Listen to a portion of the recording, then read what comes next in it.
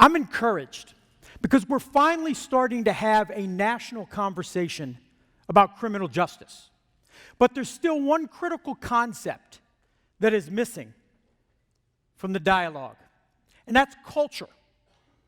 How it shapes a broken criminal justice system, and how we can build a movement to transform it. And yet nothing could be more important if we're serious about meaningful reform. A culture of indifference defines criminal justice in America. It drives us to see our most vulnerable members as less than human, to fail to demand the protections for them that we expect for our own loved ones. And if we're going to fix this problem, we have to build a movement of advocates to remind the system about the humanity of those who have been left behind. I have the great privilege of working with an amazing community of public defenders who collectively do that every day. They force the system to care. Now, I remember when I first learned how hard it is to be a caring lawyer in an unjust system. I was a young public defender, and one of my first clients was a young man named Alex. Alex and his best friend George were at George's house playing with a gun when the gun accidentally went off, killing George. Alex found himself charged with murder. It was a tragic accident, but he was charged with murder, and I became his lawyer. And I remember meeting Alex for the first time, and he was in shock, comatose, grief-stricken over the role he played in causing the death of his best friend, or being a part of it. But over time, I got to know him, and I got to know him as an amazing, caring child. He was only 15. He loved his family. He was good in school. He'd never been in trouble before. But the prosecutor didn't see any of that. The prosecutor didn't care one bit about throwing away another young life. And so Alex went to trial. And I remember the judge found Alex guilty. And I was devastated. I thought, this is just a child. And as Alex got sent to a notoriously dangerous detention facility until his 21st birthday, I thought, this young man's life is over, and the system simply saw him as expendable. And I walked back to my office, and I closed the door, and I turned out the light, and I sat in my chair, and I literally just cried. And I thought to myself, I picked the wrong profession. It's just too hard watching terrible things happen to people we come to care about so deeply. I thought about quitting. Obviously, I didn't. But I learned an incredibly valuable lesson. I learned that if we fail to see the humanity of the people in our criminal justice system, we will drive injustice. But I also learned that it is really hard to be a caring lawyer.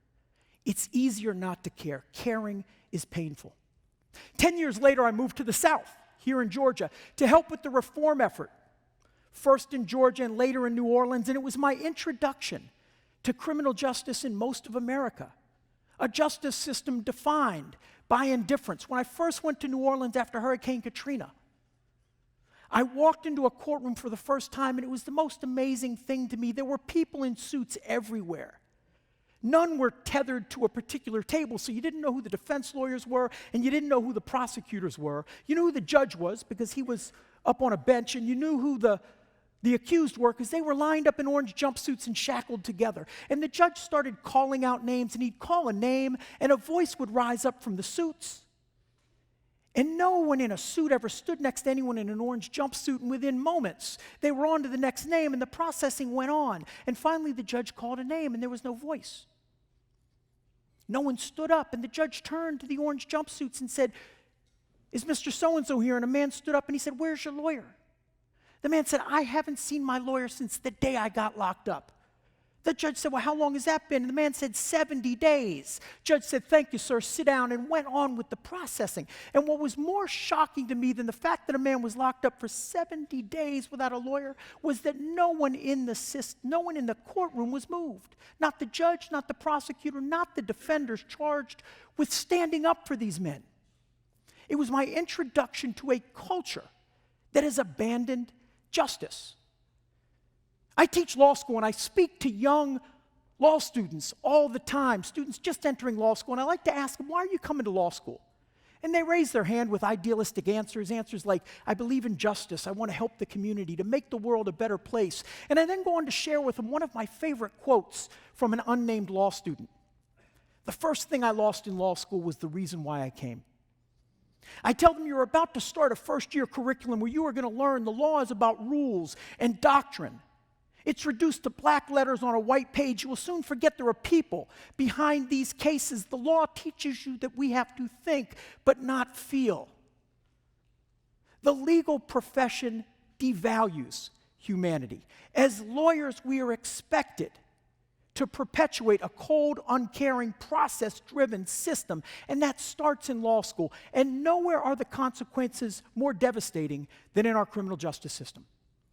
We have 2.2 million people incarcerated at any given time in this country. We have 25% of the world's incarcerated population, only 5% of its overall population. We warehouse people in cages, mostly for nonviolent offenses, and when they come out, many of them won't be able to find housing, jobs, they won't be able to vote, they won't be able to get educational loans. We destroy lives because people make mistakes that privileged folks get away with all the time. We couldn't do that to people if we saw them as human. Sheriff Joe Arpaio in Arizona has been elected 6 times, running on a tough on crime campaign. He warehouses pretrial detainees in tent cities in 120-degree Arizona desert heat. These people haven't even been convicted of a crime. We couldn't do that to people if we saw them as human. He forces them to wear pink underwear, an effort to strip them of every shred of dignity they have. We couldn't do that to people if we saw them as human. In California, 2 years ago, thousands of inmates went on a hunger strike, some for up to 60 days, literally saying, "I would rather be dead than confined in these conditions." We couldn't do that to people if we saw them as human beings. This is our nation's greatest civil rights struggle today. There are 80% of the people in our criminal justice system who are poor. Disproportionately, they are people of color. Nowhere are these communities more mistreated than our criminal justice system. And if we're going to solve this problem, it's going to take an army of public defenders. Because public defenders are the voices for these people in the system. They are the ones who have the ability to humanize these people in the criminal justice system. Gideon versus Wainwright decided 52 years ago. The Supreme Court said that the lawyer is the vehicle necessary to ensure justice.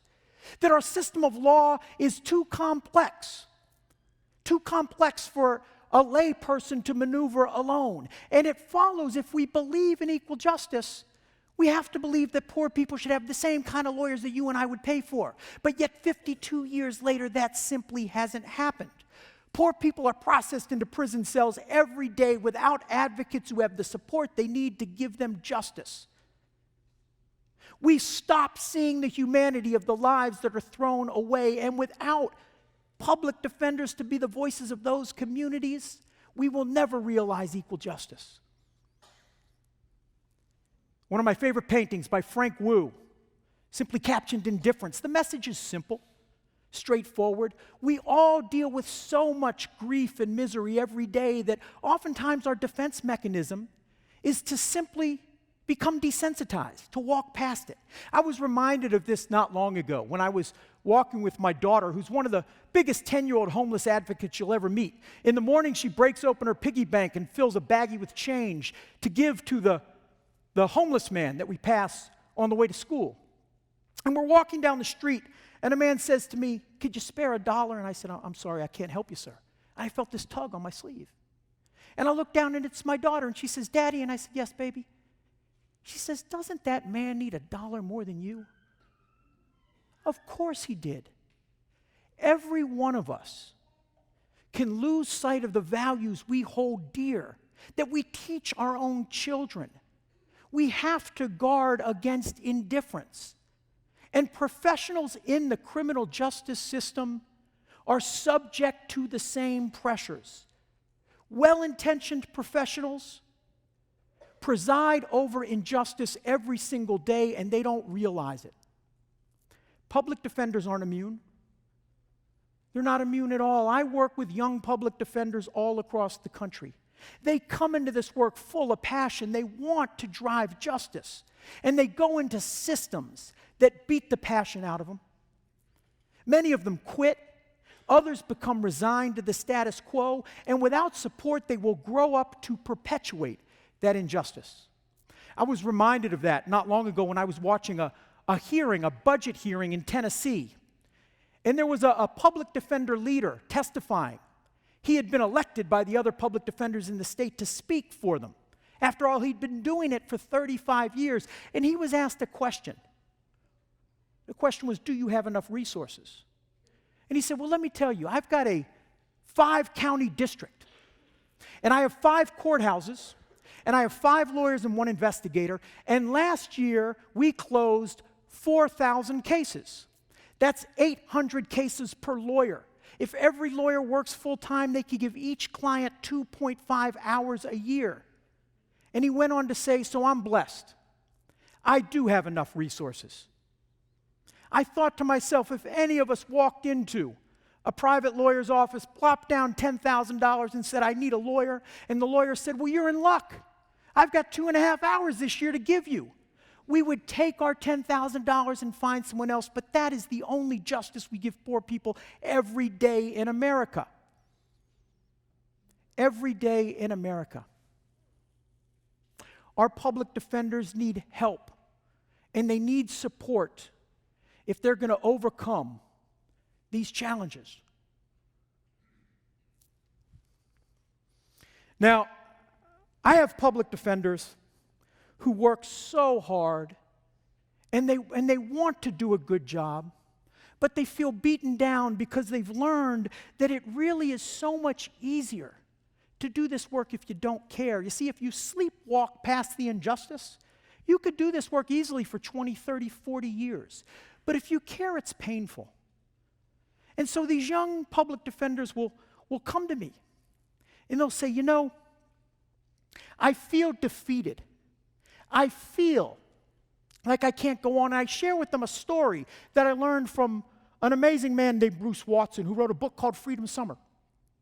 It's a story of that amazing summer project in 1964, where young people from all around the country went to Mississippi to try to change the world, to build freedom schools, to register people to vote. And Bruce Watson tells the story through interviews with these young people. And through the book, you learn that these people go to Mississippi and they start knocking on doors. They think they're going to change the world, but one by one, the doors are slammed in their face. And they start to become discouraged as the summer goes on, and they start to say, maybe my family was right. Maybe I can't make a difference. Maybe this doesn't matter. Well, Bruce Watson fast forwards to an interview 40 years later with Congressman John Lewis, one of the architects of Freedom Summer. And John Lewis said, you know, if it weren't for Freedom Summer, Barack Obama wouldn't be in the White House. Quite literally, these folks are changing the world every day, and they don't even realize it. That was John Lewis's message, that change can be so incremental, those involved in it may not realize it. And I share that with our public defenders because I believe collectively they are going to fulfill Gideon's promise. But it's going to take a movement. And I tell them that when you walk into a courtroom and you refuse to accept the status quo, when you refuse to give into the processing and you say, Judge, I'm not doing it today, even if you don't get the tangible results you want, when you do that, and your colleague is doing it in the next courtroom over, and another group is doing it in the next state over, and another group in counties across those states, collectively you are raising expectations about what justice demands. Collectively, you are changing culture. Every player in the criminal justice system is shaped by a culture inconsistent with justice. And if we're going to change that, we need to transform the values and assumptions that drive those systems. Now, I started by saying I'm encouraged because there's national conversation about criminal justice reform. And that's encouraging. But all of the discussions focus on policy fixes. They focus on things like requiring police officers to wear cameras, reforming our nation's sentencing laws, decriminalizing certain behavior, and all of that is critically important. All of that certainly will lessen the pain. But alone, that will not get at the root of the problem. Alone, those policy fixes won't change the fact that we see poor communities as dangerous, that we label them others.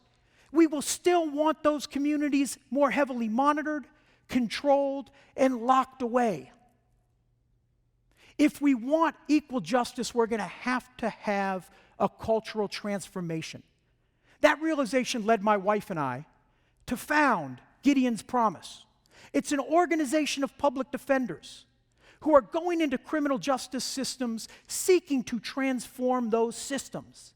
Collectively, they are resisting pressures to abandon their ideals, and they are reminding the system of the dignity of the people they represent and the justice that they deserve. Collectively, they are changing a criminal justice narrative in America. We started out with 16 lawyers from 2 public defender offices, and to date we have over 400 lawyers from across 16 states. These lawyers are heroic, but the work they do is really, really hard, and they feel beaten down, and they need support. But what they remind me of is that we will realize justice in America with a movement. But it's going to take more than policy fixes. It's going to take rolling up our sleeves and making an effort to build a movement to transform our value system. That won't happen overnight. The first step is we have to make sure we support an army of advocates so that they can resist the pressures to abandon their ideals. So they can make sure they don't become professionals who lose sight of what justice is and who perpetuate unjust systems. We can do it. Collectively, we can do it. And so that brings me to my final story. One of my favorite stories from the Talmud, the Jewish book of law. It's about a wise old man who went to Sodom, preaching about righteousness and justice against greed and indifference, and people listened to him. They were amused, and he went on preaching, but after a while, people tuned him out. They stopped listening. The wicked went on thieving and killing, but the man was undeterred. He'd walk the streets day and night, preaching about goodness and hope. And one day a child came to him and said, "Old man, you walk the streets day and night, preaching and yelling, and can't you see it doesn't matter? Can't you see no one's listening?" And the man said, "I see, my son." And the child said, "Then why do you go on?" And the man said, "Let me tell you.